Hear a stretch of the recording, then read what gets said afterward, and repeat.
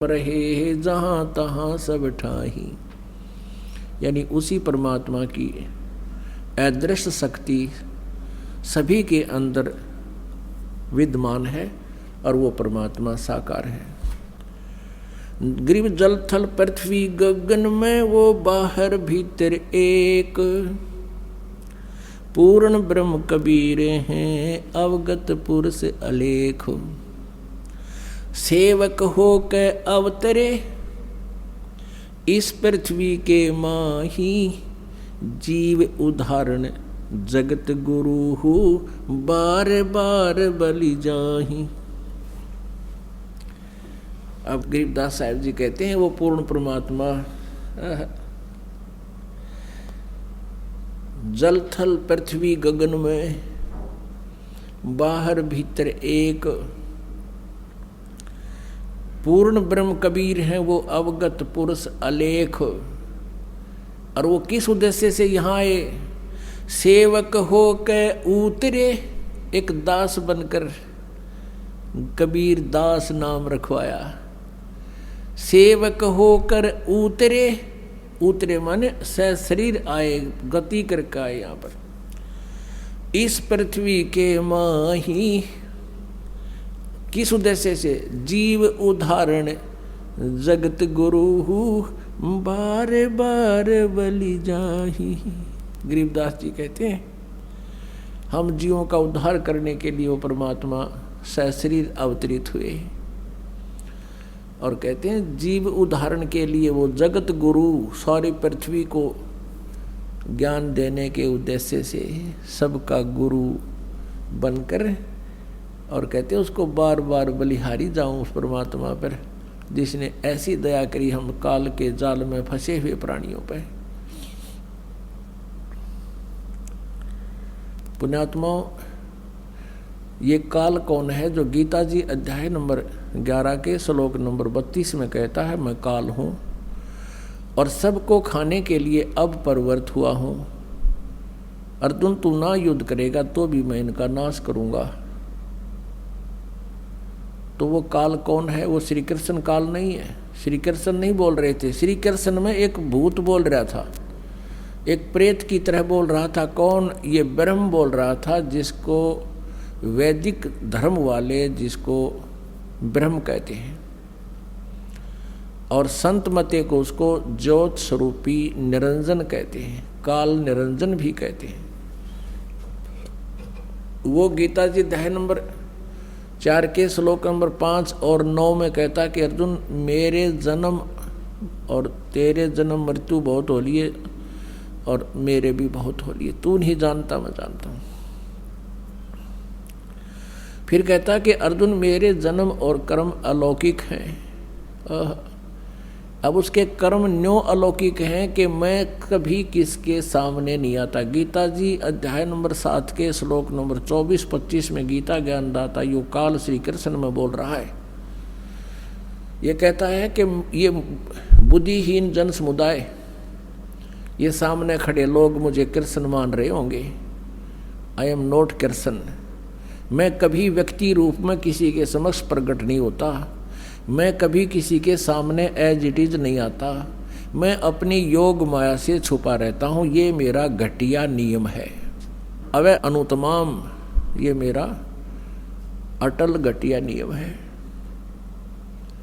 तो वो कहता इसी आधार से मैं किसी के सामने नहीं आता। तो ऐसे जन्म और कर्म अलौकिक हैं। कर्म तो ऐसे अलौकिक हैं कि वो किसी में प्रवेश करके और जो करना कराना है वो कर देता है, और भला बुरा जिसके अंदर वो प्रवेश करके करता है इस क्रिया को, उसी के निमित्त हो जाता है। जैसे एक बार गंधर्वों का और नागों का आपस में झगड़ा हो गया। गंधर्वों ने नागों को हरा दिया। नागों ने फिर प्रार्थना की, भगवान की स्तुति की। यो काल विष्णु रूप में प्रकट हो गया और कहा कि तुम, एक राजा ससाद है, उसको लड़ने के लिए तैयार करो, उसके शरीर में प्रवेश करके मैं भूत की तरह जाकर इन सब न मार दूंगा, गंधर्वों का नाश कर दूंगा। ऐसा ही कर दिया। ऐसे ही एक बार राक्षस और देवताओं के आपस में झगड़ा हुआ। उस समय देवताओं राक्षसों से हार गए, ये विष्णु पुराण में लिखा है। तो देवताओं ने फिर प्रार्थना की, काफी दिन तक तप किया, फिर विष्णु रूप में यह काल प्रकट हो गया, विष्णु जी के रूप में, और कहा कि मैं तुम्हारी सब सतीथि से परिचित हूँ, तुम प्रकुत्स नामक उस राजा को लड़ने के लिए तैयार करो, मैं उसके शरीर में प्रवेश करके सबको मार दूंगा, हरा दूंगा। ऐसा ही कर दिया। तो ये काल है। जब महाभारत के युद्ध में श्री कृष्ण जी बिल्कुल रुचि नहीं रखते थे युद्ध करने और कराने की, क्योंकि उन्होंने स्वयं भी कह दिया था मैं हथियार नहीं उठाऊंगा, और 3 बार शांति दूत बनकर गए थे कि तुम युद्ध ना करो, कौरव पांडव अपना प्यार से सुलझा लो। जब नहीं मानने थे, जब कह दिया था कि मैं युद्ध भी नहीं करूंगा, हथियार भी नहीं उठाऊंगा, एक तरफ मेरी सेना होगी, एक तरफ मैं होऊंगा।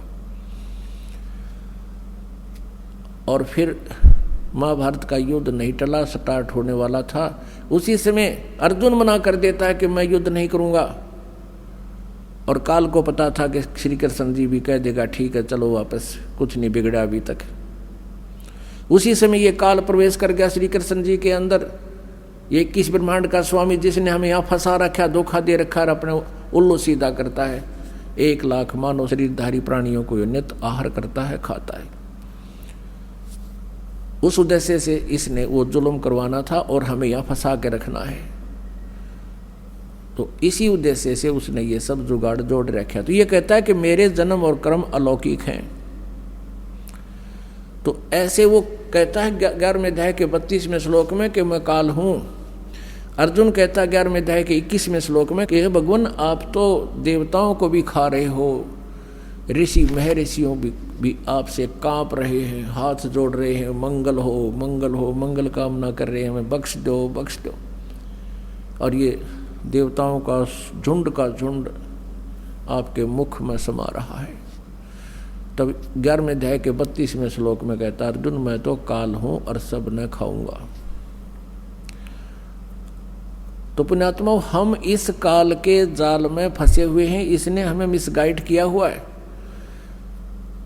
और 1 लाख मानव शरीरधारी प्राणियों के आहार करने का इसको श्राप लगा हुआ है, क्योंकि इसने सतलोक में उस शाश्वत स्थान पर सनातन परम धाम में जब हम सभी थे और ये भी था, वह एक भयंकर गलती की थी। और हमने भी इसका अनुसरण किया था, और हम भी अपने पूर्ण परमात्मा से विमुख होकर हम पतिव्रता पद से गिर के हम अपने उस मालिक से हृदय हटाकर इस काल में लगा बैठे, और इसके साथ हम यहाँ आ गए। इसने 3 बार तप करके ये अपना सारा डमडमा उस पूर्ण परमात्मा कबीर देव से ही प्राप्त किया हुआ है। जब तक हमारे पुण्य रहे, सतयुग में, प्रथम सतयुग में हमें स्वर्ग में रखा,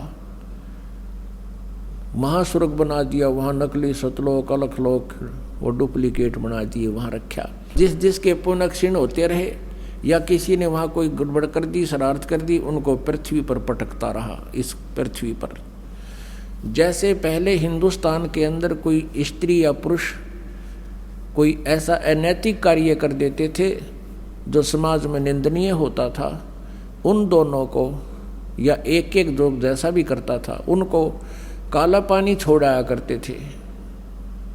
काला पानी है इंडोमान निकोबार, एक द्वीप है, समुद्र के बीच में, चारों तरफ समुद्र है, बीच में वो टापू है, वहाँ छोड़ाया करते थे कि ये वापस यहाँ आएंगे नहीं और यहाँ सबको खराब करेंगे नहीं, ये सजा देते थे। फिर वहाँ धीरे धीरे हजारों की संख्या में स्त्री पुरुष हो गए। उन्होंने फिर अपने नए सिरे से वहाँ अपना जुगाड़ जोड़ा, आप पर कोई ढूंढ बनाए, आप पे उन्होंने वहाँ तो फिर शुरू में तो एक ऐसा था जैसे जंगली राज होया करे, सब आपस में दुराचार करने लगे, उनसे संतान होने लगी, और फिर वहाँ धीरे धीरे उन्होंने अपना नियम ठीक सा कर लिया। यही स्थिति यहाँ है। हम सतलोक में रहते थे, वहाँ भी ऐसा ही शरीर था, लेकिन वो शरीर उस मटेरियल का बना हुआ था, उस पदार्थ का बना हुआ था जो कभी नाश नहीं होता, उसमें वृद्ध अवस्था नहीं आती, और उस सतलोक में जहाँ हम रहते थे वहाँ किसी चीज़ का अभाव नहीं है। सदाबहार वृक्ष हैं, सदाबहार ये पेड़ पौधे बेल लताएं हैं, वहाँ काजू किस्म सेब संतरे ये सब प्रकार के फल और मेवा, दूधों की नदी, वहाँ का जल अमृत है, कभी खराब नहीं होता। उसी का एक एग्जाम्पल है, एक सैंपल है ये गंगा का जल। गंगा जो दरिया है ये सतलोक से आया हुआ जल है। सतलोक से चलकर ये विष्णु के धाम में, विष्णु के धाम से फिर शिव के धाम में, और शिव के धाम में सबसे ऊपर एक जटा कुंडली डैम बना हुआ, जटा कुंडली सरोवर है। वो वहाँ से सब सतलोक से गंगा आ रही थी, उसको जटा कुंडली डैम को भरने में 6 महीने लगे थे। 6 महीने के बाद फिर वो ओवरफ्लो होकर चल रही है आज तक।